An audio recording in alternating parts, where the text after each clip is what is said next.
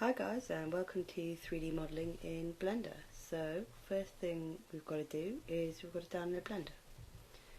So just go to your internet browser,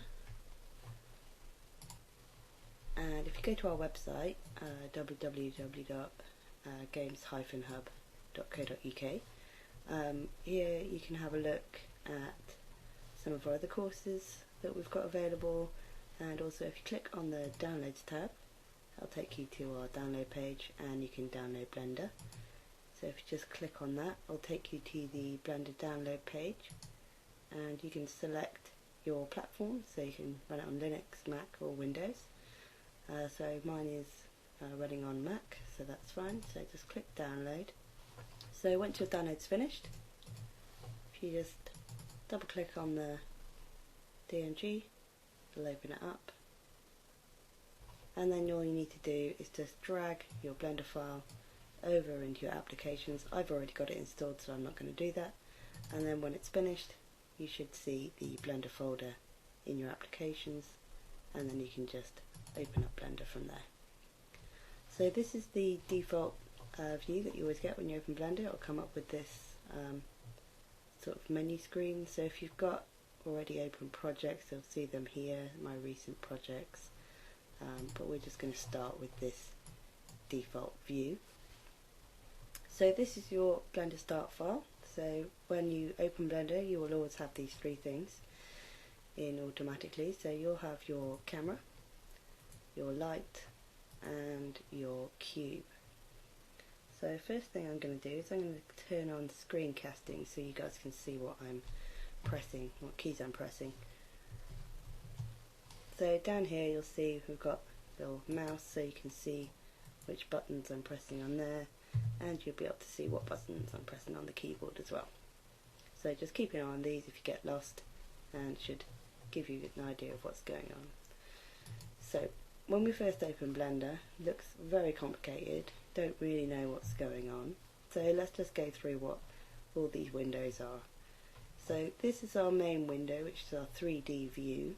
And in each window you've got a little icon in the bottom corner which tells you what view you're currently in. So this says 3D view, and you can change these to any of these lists here. So you could change that to graph editor, or the timeline, or the node editor, which we'll be using later. But for now we just want to keep it in 3D view. So you can move these windows around by using the mouse and taking it to the bottom of the toolbar. If you take it to the top of the toolbar, you'll notice that will drag that toolbar and it will disappear. So if you do accidentally lose your toolbar and you can't get it back up like this, there's a little plus icon down here in this corner. If you click that, that'll bring it back up. So just remember, if you're resizing your windows, to just do it from the bottom of the toolbar and not the top, because otherwise you'll lose it and it'll disappear. Another thing that's very easy to do in Blender is to accidentally grab one of these hashes in the top corner or the bottom corner, and you'll end up dragging out a new window like this. So this is quite easy to do by mistake, and you can end up making a complete mess of your layout, which is very confusing, and you have no idea how to get this back. So if you do end up doing something like this, hopefully yours won't be quite this bad. The way that to resize these windows is just go to the hash in the top corner or in the bottom corner and just drag it back over, and you'll see you get this white arrow here, and that means you're dragging it over this window, so it will resize over this window. So I can drag it this way, or I can resize it this way. So if we just let go, we can see that's now closed it over that one. Now you can see here I've got two windows, and one is very small and the other, this one's very small as well, and I can't resize, nothing's happening. So Blender will only let you resize windows if they're the same size. So with these two I'd have to resize them either up or down, and now that's going to let me resize it over that one. So let's just get this view back to how it was before. So I can't go this way and I can't go this way, so I'm going to have to do this one down, and now I can close that one back over there, and I opened up a new one down here as well, and I think that's everything back to how it should be. So another thing you can do is create a new layout for yourself. So if you're just starting out and you do find that you end up doing this quite a lot, it's probably a good idea to make a new layout. So if you just come up to your information bar at the top here, you'll see you've got default and you've got various different standard views that you can scroll through for various different editing types, but we're just going to be using the default one for now. So if you want to create your own layout, you just click on the plus icon and it's automatically created new layout default 001. So I'm going to rename that to my layout and hit enter, and now that's saved that as my layout, and you can see it in the drop down menu here. So now if I resize some of these windows, oops, let's just make a complete mess out of this. So if you end up doing this and you've done it too many times and it's really confusing and you just can't work out how to put it all back together, just come up to your info bar at the top and then you can just go back to default, and that's set that back to default.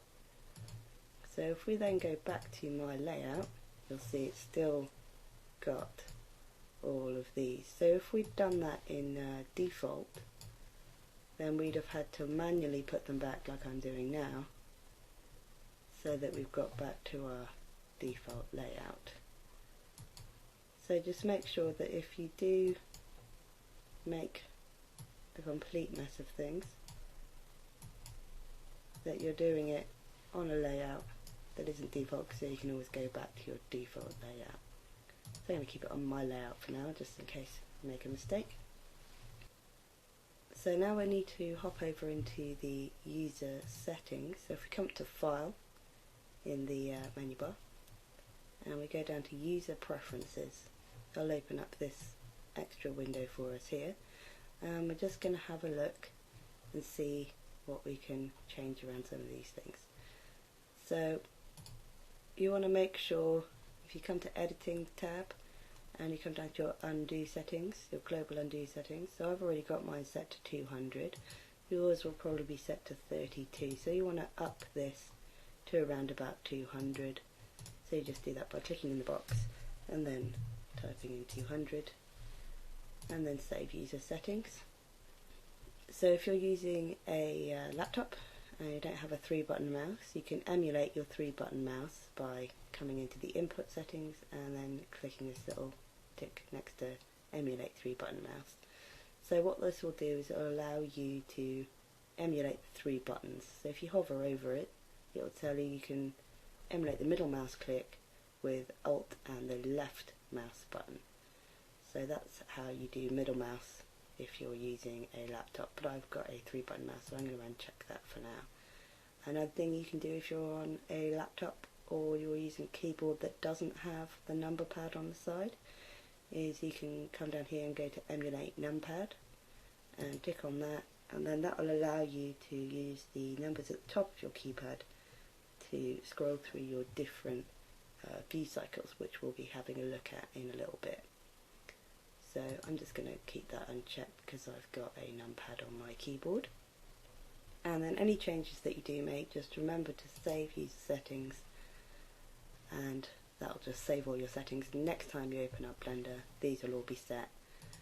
So we're just going to hop back over into interface, and you want to make sure that you've got rotate around selection ticked. So mine's already ticked, so that's fine. So what this means is it will rotate, it will pivot around your selection. So whatever object you've got selected in your 3D view, it will pivot around that object instead of just pivoting around a random point. Okay, so save user settings and close that down. So now we can start having a look at how we navigate around this 3D view. What we're going to do first is we're just going to learn how to zoom. So zooming is the middle mouse scroll wheel, which will zoom in and out. You can see you can go all the way through your object, and you can go out quite far as well. So that's zooming. To rotate, you hold down the middle mouse button and then just move your cursor around, and you can see you can rotate around your object. And then to pan, it's hold down the middle mouse button and shift, and then you'll be able to move your object from left to right and move it around your scene. Now, selecting objects, it's a little bit different in Blender from most programs. So if you use your left mouse button, you'll see that you're not actually selecting any objects, you're just moving this target cursor around instead. So that's how you move your cursor around, and we'll explain more about the cursor in a minute.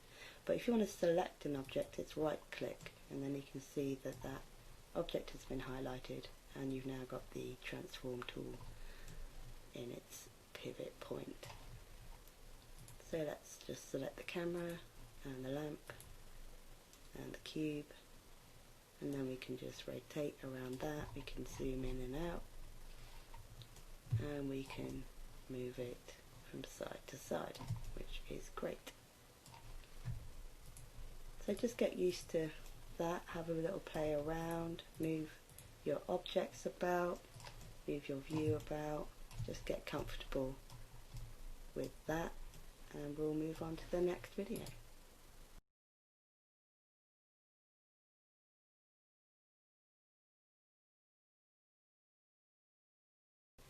Okay, so now we're going to add in some extra primitive shapes. So currently we have a cube in the middle, so I'm just going to move this cube over. Now, to move, you can do it in a couple of ways. So you can either just grab one of these arrows, so that's moving it along the x-axis, and if you look down here you can see you've got a red line, a green line and a blue line. So these correspond to these lines on your grid, and also your transform tool lines here. So that will move it up and down along the z-axis, and this will move it forwards and backwards along the y-axis, and then right to left, left to right on the x-axis. So that's one way of moving it, and this, if you grab the arrow, it will always snap it along that axis, so you won't be able to move it freely in space. If you did want to move it not along one of these axes, more free-form moving, just press G, which is the grab tool. You'll then be able to move your cube wherever you want it, and then if you right click, it will snap back to the position it was in before. So if we do that again, if we just press G and then we move it, and I'm going to put mine over here, if I now left click, it's going to leave that where it is. So if I grab it and I move it over here and right click, it's going to snap back, and if I grab it, move it over here, left click, it's going to stay where it is. Cool. So I'm going to leave my cube where it is, and I'm going to add in some more geometry. So if we get up our add menu, which is shift and A, it'll bring up our add menu. We've got meshes, curves, loads of different things that we can add in. So we're just going to have a look at the meshes. So these are all your default primitive objects that Blender has. So you've got a plane, so let's add in a plane, and you can see it's put that plane where our 3D cursor was in the space. So if we move our 3D cursor, so if I just move it over here, so if I left click, you can see it's moved that over there. And then I'm just going to add in something different, so shift A, and I'm going to add in a UV sphere. There we go. And I'm going to put my 3D cursor somewhere else. And then I'm going to shift A and add in a cylinder. Okay. So now we can right click on these to select them individually and then grab to move them around.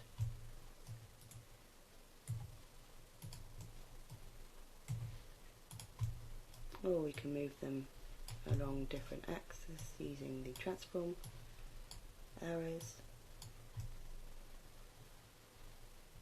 So that's adding in different shapes and moving them around.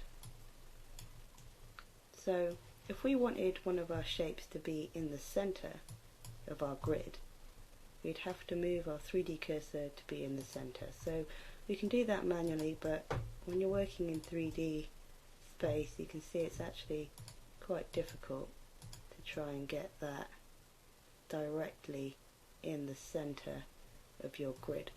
So to help us with this, we can bring up our snap menu. So Shift and S to bring up your snap menu, and you'll see you've got various different options here. So selection to grid, selection to cursor. So we want our cursor to be in the center, so Shift S to bring that back up. So we're going to do cursor to center, and you can see that now that's put that cursor in the middle. And then if we add in a cube, so Shift A to get your add menu up, and then cube, and you can see it's put the cube right in the middle of our grid. So another thing you can do with the snap menu, so let's just put our cursor up there somewhere. So we've got this cube selected that we've just put in, and our cursor's up here. So if we do Shift S to bring up our snap menu, we can move the selection to the cursor.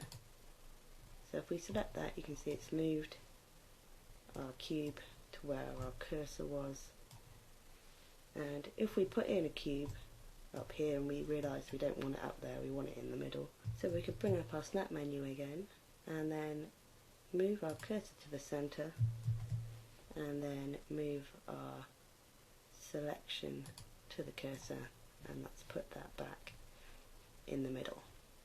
Okay, so to delete objects out, if you select one and then hit the X, you'll see it comes up with this. Do you want to delete it? Okay. So let's just delete out all the shapes that we've put in.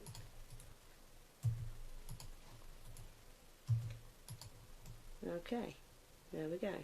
So now we've just got a camera and a light in our scene, and our cursor's still in the middle, so I'm just going to add in a cube.